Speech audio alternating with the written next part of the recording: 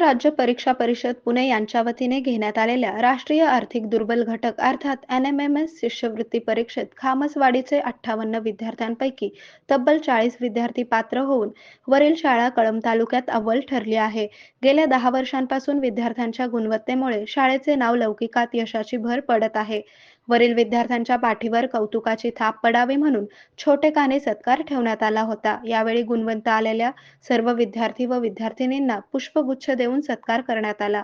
यावेळी गुणवंत विद्यार्थिनींना या कार्यक्रमात शालेय समितीचे अध्यक्ष राम शेळके, पालक निलेश शेळके, पत्रकार शिवाजी बोबडे, पत्रकार गोपाल शेळके, पत्रकार सुशीलकुमार पाटील तसेच शाळेचे मुख्याध्यापक पवार, सुरवसे, काळे, रसाळ आदी शिक्षक यांनी विद्यार्थ्यांचा सत्कार केला. मी श्रावणी शेळके.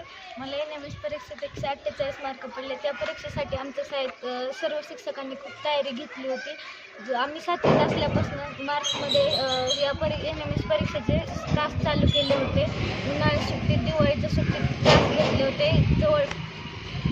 मी आदिती लोकरे. मला या एनएमएसच्या पेपरमध्ये 134 गुण प्राप्त झाले आहे आणि आमच्या शाळेचे दिवाळीच्या सुट्टीतसुद्धा एनएमएसचे तास सुरू होते आणि आमच्या शिक्षकांनी या एनएमएसच्या पेपरसाठी खूप मेहनत घेतलेली आहे. आमच्या शाळेत जवळपास एनएमएसच्या 25 सराव चाचण्या झाल्या होत्या.